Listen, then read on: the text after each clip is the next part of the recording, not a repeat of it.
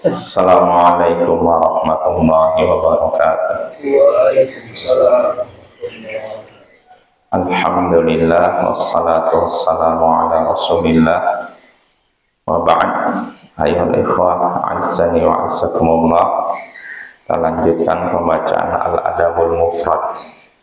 Berkata Imam Al-Bukhari rahimahullah, haddatsana Muhammad bin Katsir qala akhbarana Sufyan an Subayd an Murrah an Abdillah qala innallaha ta'ala qasama bainakum akhlaqakum kama qasama bainakum arzaqakum wa innallaha yu'til mala man ahabba wa man la yuhib wa la yu'til imana illa man yuhib faman dhanna bil mali an yunfiqahu wa khafa al aduwa an yujahidahu wa habal laila an yukabidahu falyukthir min qawli la ilaha illallah wa subhanallah walhamdulillah wallahu akbar.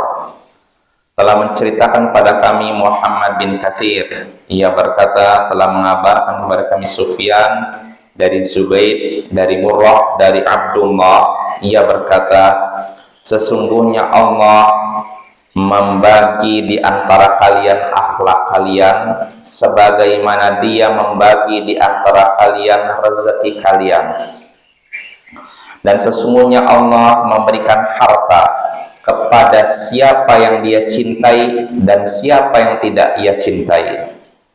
Sesungguhnya Allah memberikan harta kepada siapa yang Dia cintai dan kepada siapa yang tidak Dia cintai.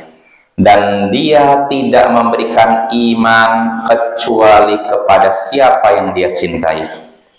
Siapa yang pelit untuk menginfakkan hartanya, takut kepada musuh, takut untuk memerangi musuhnya, dan merasa khawatir repot di malamnya, maka hendaknya ia memperbanyak untuk mengucapkan la ilaha illallah wa subhanallah walhamdulillah wallahu akbar. Nah, ini hadisnya ayyuhal ikhwah dari Abdullah bin Mas'ud, ya, mauquf sampai Abdullah bin Mas'ud, tapi hukumnya marfu' sampai kepada Nabi. Di sini Abdullah bin Mas'ud menyatakan sesungguhnya Allah membagi di antara kalian akhlak kalian sebagaimana Dia membagi di antara kalian rezeki kalian. Artinya akhlak kita satu sama lain beda-beda. Ada orang yang lembut, ada orang yang kasar, ada orang yang penyantun, ada orang yang pengis, beda-beda. Nah, ini Allah menjadikan orang satu sama lain beda akhlaknya.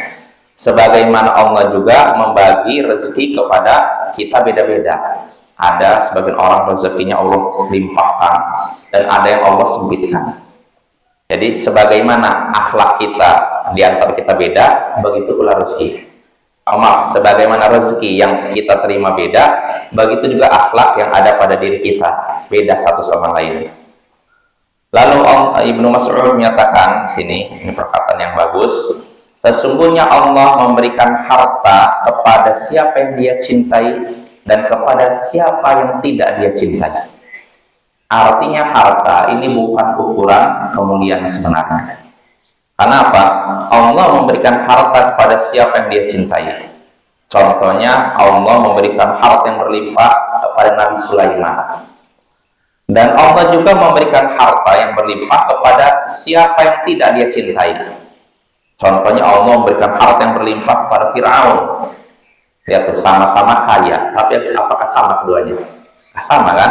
Nah, jadi harta bukan jadi ukuran kemuliaan sebenarnya. Ini harta. Lalu kata Ibnu Mas'ud, dan Allah hanya memberikan iman kepada siapa yang Dia cintai. Pemahaman agama, iman, kita bisa beriman, paham akan agama ini. Kalau kita sudah dapat seperti ini, itu menunjukkan tanda Allah mencintai kita. Tapi kalau kita dapat harta yang berlimpah, belum tentu itu menunjukkan Allah mencintai kita. Lalu berikutnya kata Ibnu Mas'ud, siapa yang merasa pelit untuk menginfakkan hartanya, dia segan untuk mengeluarkan duitnya, mikir-mikir gitu loh.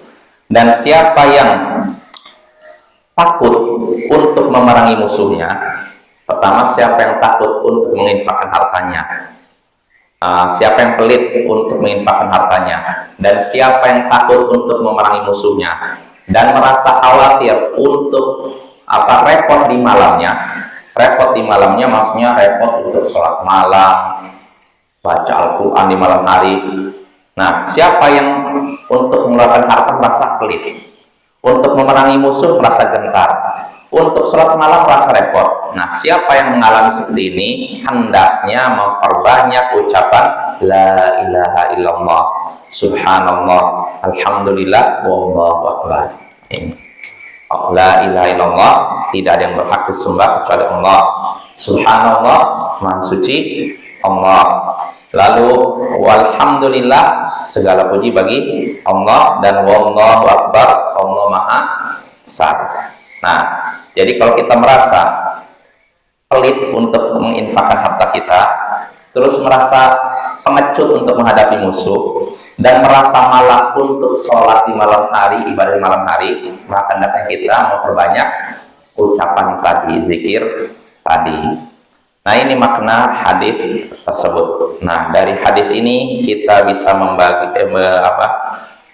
mengambil beberapa faedah pelajaran. Di antaranya pertama, Allah menjadikan akhlak manusia berbeda satu sama lain, sebagaimana Allah menjadikan rezeki di antara manusia berbeda satu sama lain. Maka terimalah pemberian Allah tersebut dengan lapang dada.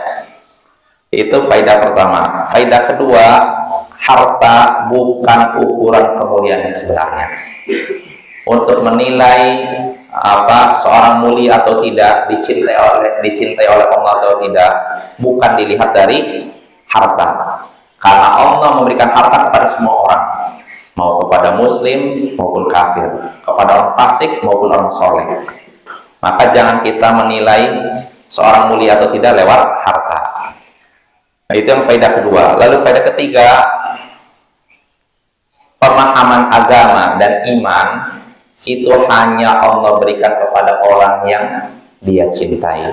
Artinya Bapak, ketika kita bisa memahami agama kita, bisa mempraktekannya, bisa menyampaikannya, itu tandanya Allah cinta kepada kita, ya. Karena ini rezeki yang tidak Allah berikan kepada orang kafir.